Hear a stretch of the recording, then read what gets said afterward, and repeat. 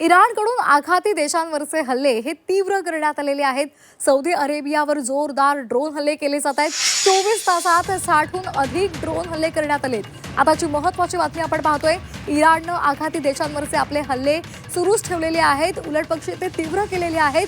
Saudi अरेबियावर सुद्धा जोरदार drone हल्ले केलेले आहेत.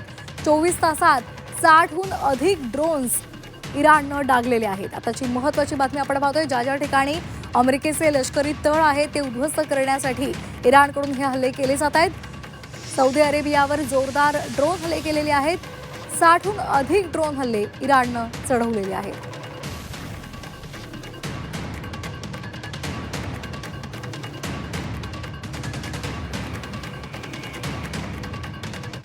दरम्यान इराणकडून अमेरिका इस्रायलशी चर्चेसाठी नकार आहे अशी सुद्धा माहिती समोर आली आहे. वाटाघाटीचे दरवाजे कायमचे बंद असतील असं इराणनं सांगितलंय. इराणनं हल्ल्यांची तीव्रता वाढवलेली आहे. एकीकडे अमेरिकेनं युद्धविरामाची तयारी केली असताना इराणनं मात्र आता उलट भूमिका घेतलेली आहे. आपण चर्चा करणार नाही, वाटाघाटीचे दरवाजे कायमचे बंद असतील अशी भूमिका इराणनं घेतलेली आहे.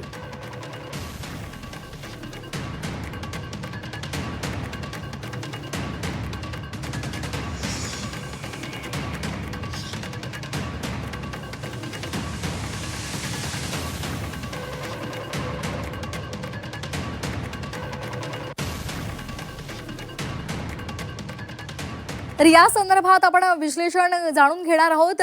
निवृत्त lieutenant colonel Sachin Dhage sir आणि आंतरराष्ट्रीय घडामोडीचे अभ्यासक सतीश ढगे सर आपल्यासोबत जोडले गेलेले आहेत. आपण त्यांच्याकडून या संदर्भातली माहिती जाणून घेणार आहोत.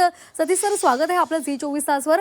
ज्या पद्धतीनं सध्या घडामोडी घडतायत, आपण कसं त्याकडे पाहायचं? कारण एकीकडे अमेरिकेकडून युद्धविरामासंदर्भातली चर्चा आता दिली जाते, संकेत त्या संदर्भातले व्हाईट हाऊसकडून दिले जात आहेत, तर दुसरीकडे इस्रायलकडून मात्र धमकी दिली जाते, आपण हल्ले तीव्र करू या संदर्भातली धमकी दिली जाते. तर दुसरीकडे इराण सुद्धा थांबायला तयार नाहीये, ऐकायला तयार नाहीये. आपण वाटाघाटी करणार नाही, दरवाजे बंद असतील असं सांगितलं जाते. त्यामुळे येत्या काळात नेमकं हे चित्र कसं असेल? नक्की श्वेता, युद्ध जे आहे ते 4थ्या आठवड्यामध्ये आता पोहोचलेलं आहे आणि आपल्याला काही 3-4 महत्वाच्या घटनांचा जो या ठिकाणी संदर्भ घ्यावा लागेल. पहिली गोष्ट, आपण जसं जाणतो की IDF इस्रायल डिफेन्स फोर्सेसनं इराणच्या नतांज न्यूक्लिअर फॅसिलिटीवर हल्ला केला आणि त्याला रिस्पॉन्स म्हणून इराणनं सुद्धा इस्रायल मधल्या डायमोना त्याचबरोबर अराड शहरावर त्या ठिकाणी हल्ला केला. आता महाराष्ट्रीयन लोकांसाठी ही विशेष बातमी यासाठी, कारण डायमोनाला जे आहे लिटिल इंडिया असं सुद्धा त्या ठिकाणी म्हणतात, कारण तिथल्या त्या शहराची साधारणतः 30% लोकसंख्या म्हणजे 7,500 लोक जे आहेत ते महाराष्ट्रीयन आहेत, मराठी बोलणारे आहेत. तिथल्या रस्त्यावर जर आपण त्या ठिकाणी गेलो तर मराठी भाषा तुम्हाला त्या ठिकाणी ऐकू येईल. आणि अशा प्रकारचे हल्ले झाल्यानंतर तिथे 79 लोक जखमी झाले अशी जी प्राथमिक माहिती येते, तर आपल्याला नक्कीच बघावं लागेल की तशा प्रकारे जे आहे कोणाचा तिथे मृत्यू झाला का, काही महाराष्ट्रीयन लोक त्या ठिकाणी जखमी झाले का, ही एक गोष्ट तिथे झालेली आहे. दुसरी गोष्ट आपल्याला लक्षात घ्यावी लागेल की इराणनं दिएगो गार्सिया म्हणजे त्याच्यापासून, इराणच्या हद्दीपासून साधारणतः 4000 किलोमीटर दूर असणाऱ्या USA आणि युनायटेड किंगडमच्या मिलिटरी बेस दिएगो गार्सियावर हल्ला करण्यामध्ये जर यश मिळालं, म्हणजे ऍक्च्युली त्यांना यश मिळालं नाही, 2 बॅलिस्टिक मिसाईल्स त्यांनी ज्या त्या ठिकाणी फायर केल्या,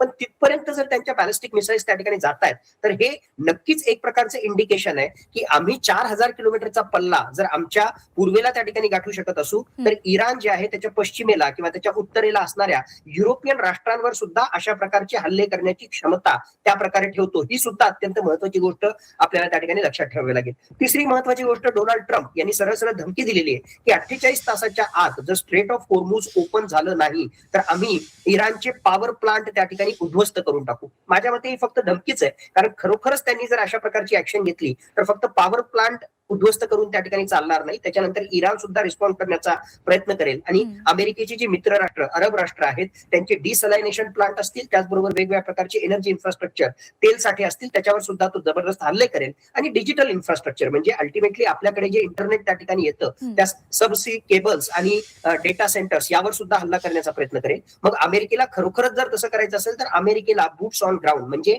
खार्ग आयलँडची नाकेबंदी म्हणा किंवा खार्ग आयलँडवर किंवा किनारी प्रदेशावर जे आहे आपले सैनिक त्या ठिकाणी उतरावे लागतील. पण ही शक्यता मला खूप कमी वाटते. आज घडीला सगळे जे इंडिकेशन्स येत आहेत, इराण वॉर आणि स्ट्रेट ऑफ हॉर्मुझला ओपन करण्यासाठीचं स्पेशल ऑपरेशन, या 2 वेगवेगळ्या गोष्टी आहेत, अशा प्रकारचे इंडिकेशन डोनाल्ड ट्रम्प यांनी त्या ठिकाणी दिले होते. एकूणच इराणशी संबंधित युद्ध हे येणाऱ्या काही काळामध्ये गुंडाळण्याचे संकेत अमेरिकेकडून त्या ठिकाणी दिले जात आहेत. पण स्ट्रेट ऑफ हॉर्मुझ ओपन करण्यासाठी ज्याला आपण म्हणू सामूहिक पेट्रोलिंग, हे नाटो सदस्य राष्ट्र आणि बाकी राष्ट्रांनी जर तसा सपोर्ट केला तर त्या ऍक्शन्स भविष्यामध्ये सुद्धा त्या ठिकाणी चालू राहतील. पण एकूणच सगळे मिक्स्ड सिग्नल्स आपल्याला मिळत आहेत. एका बाजूला डोनाल्ड ट्रम्प हे आम्ही गाशा गुंडाळतोय अशा प्रकारची भाषा करतायत, तर दुसऱ्या बाजूला 3 अँफिबियस असॉल्ट शिप त्या ठिकाणी असो किंवा ऑलमोस्ट 5,000 मरीन कमांडोज असो ते त्या ठिकाणी पाठवण्याचा निर्णय घेत आहेत आणि अशा प्रकारची भडकाऊ विधानं करतायत. तर अजूनही माझ्या मते येणाऱ्या काळामध्ये असे हल्ले प्रतिहल्ले त्या ठिकाणी होतील. पण बॅक चॅनल डिप्लोमसीच्या माध्यमातून माझ्या मते ऑलरेडी नरेंद्र मोदी सुद्धा महत्वाची भूमिका त्यामध्ये अदा करतायत.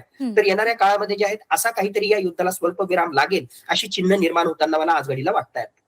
अगदी त्यामुळे वातावरण सध्या आपल्याला युद्धजन्य परिस्थितीचंच पाहायला मिळतं आणि संभ्रमावस्था सुद्धा दिसते. त्यामुळे येत्या काळात काय होतं हे पाहणं खरंच महत्त्वाचं आहे. धन्यवाद सर आपण केलेल्या या संपूर्ण विश्लेषणासाठी. धन्यवाद.